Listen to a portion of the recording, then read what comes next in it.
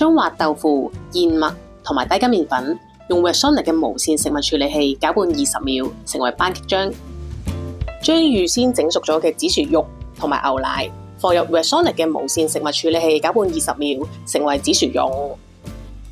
放入已經有擠嘴嘅擠袋入邊。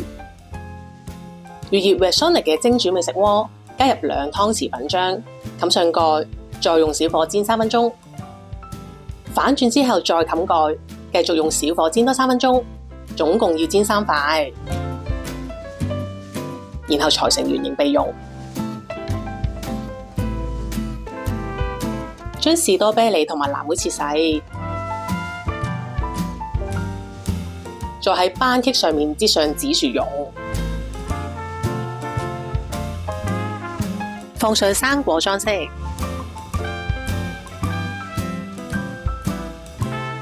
呢個咁靚又別出心裁嘅豆腐燕麥紫薯班戟就食得啦〜